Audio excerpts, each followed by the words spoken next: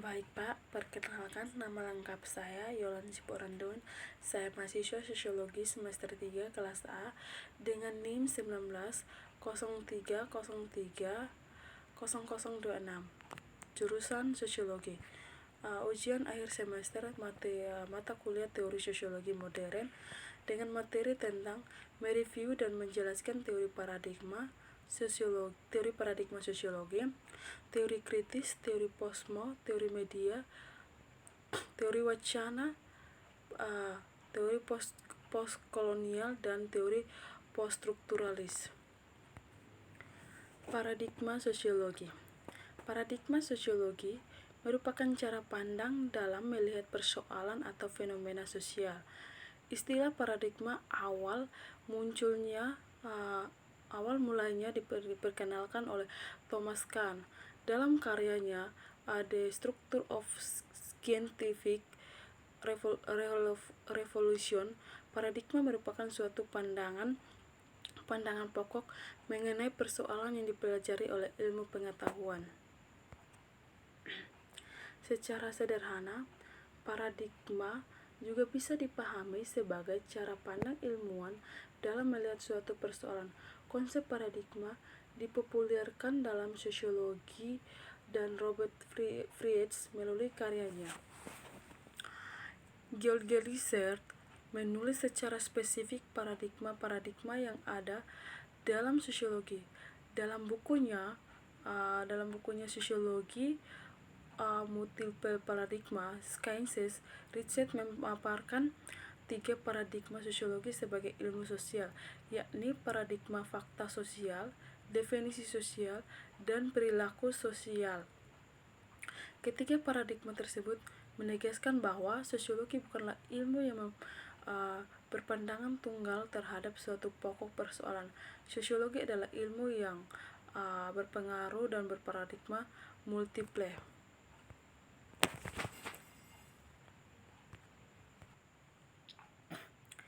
Teori kritis adalah sebuah aliran pemikiran yang menerangkan penilaian, refleksi, dan kritik dari masyarakat dan budaya dengan menerapkan pengetahuan dari ilmu-ilmu sosial dan humaniora.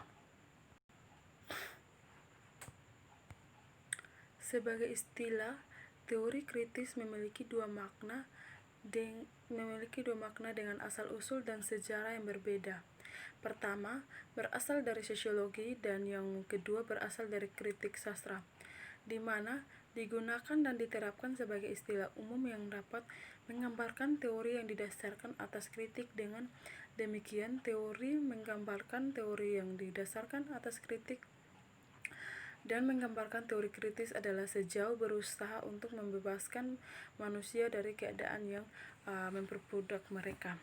Sementara teori kritis telah seringkali didefinisikan sebagai intelektual dan kecenderungan mereka untuk mengecam beberapa konsep Marxis, untuk menggabungkan analisis Marxis dengan tradisi sosiologi dan filosofis lainnya, telah menimbulkan tuduhan revisionisme oleh para klasik ortodoks dan analisis Marxis dan oleh filsuf Marxis lainnya.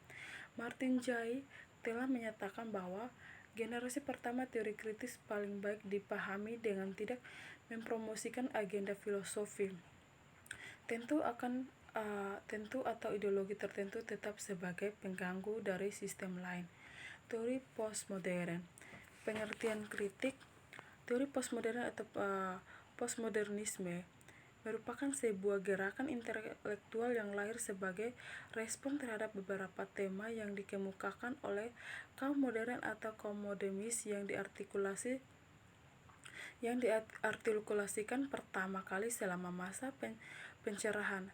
Era postmodern sendiri hanya dibatasi pada akhir abad 20. Beberapa ahli terkadang menyebutkan bahwa era postmodern dimulai setelah Perang Dunia Kedua berakhir karena adanya kekecewaan eksistensial akibat terjadinya Holocaust. Teori wacana, yaitu teori yang menjelaskan terbentuknya sebuah pernyataan atau kalimat-kalimat yang dapat ditunduk dengan sejumlah aturan gramatika pada yang membuat kalimat aturan kebahasaan menjadi milik bersama, bukan individu. Menurut pemahaman teori wacana, memotivasi dan niat si manusia dapat ditemukan dengan bahasa yang dikenalnya. Teori kesempurnaan media atau media adalah kerangka yang digunakan untuk menggambarkan kemampuan media komunikasi untuk memproduksikan informasi. Teori ini diperkenalkan oleh Richard pada tahun 1986 sebagai perluasan dari teori pengolahan informasi. Digunakan untuk menentukan peringkat dan mengevaluasi kesimpulan media komunikasi tertentu.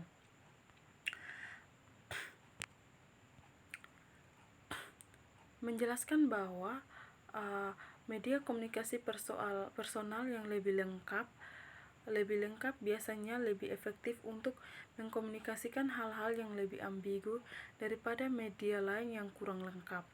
Teori postkolonial itu sendiri merupakan sebuah seperangkat teori dan bidang filsafat film, sastra, dan bidang-bidang yang lain yang mengkaji legislatif budaya yang terkait dengan peran kolonial. Bidang ini bukanlah menjadi monopoli kajian sastra.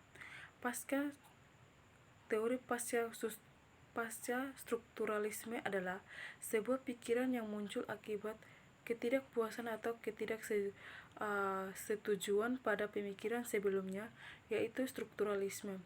Pasca strukturalisme lahir sebagai dekonstruksi.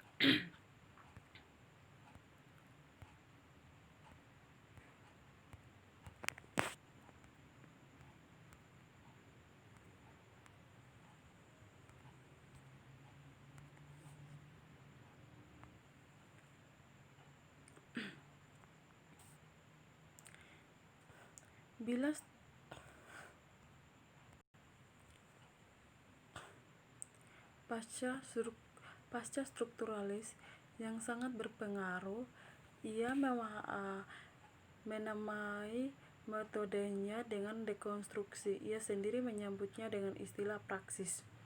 Bila struktural melihat keteraturan dan stabilitas dalam sistem bahasa, maka Jacques Derrida, tokoh utama pendekatan pasca strukturalisme, melihat bahasa tak teratur dan tak stabil. Derrida menurunkan peran bahasa yang menurutnya hanya sekedar tulisan yang tidak memaksa penggunanya. Dia juga melihat bahwa lembaga sosial tak lain hanya sebagai tulisan karena untuk tak mampu memaksa orang. Konteks yang berlainan memberikan kata-kata dengan arti yang melainkan pula. Bila struktur melihat keteraturan dan stabilitas dalam sistem bahasa, maka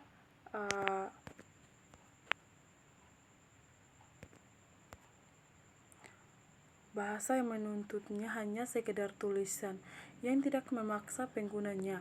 Dia juga melihat bahwa lembaga sosial tak lain hanya sebagai tulisan, karena itu tak mampu memaksa orang. Konteks yang berlainan memberikan kata-kata dengan arti yang berlainan pula.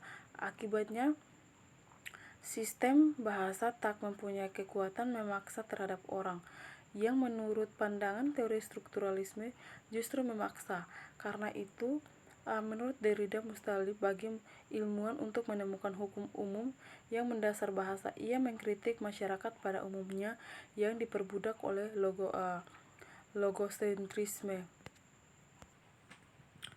Pasca strukturalisme mengandung pengertian kritik maupun penyerapan, menyerap berbagai aspek linguistik struktur sambil menjadikannya sebagai kritik yang dianggap mampu melampaui strukturalisme. Singkatnya, pasca strukturalisme menolak ide tentang struktur stabil yang melandasi makna melalui pasangan biner atau hitam putih, baik buruk.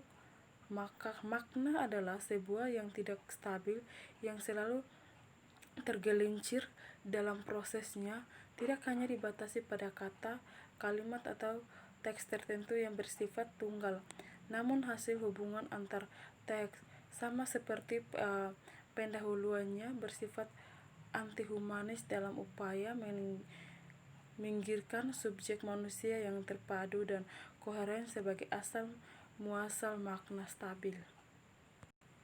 Demikian penjelasan dari mata kuliah metode penelitian sosial. Terima kasih, Pak.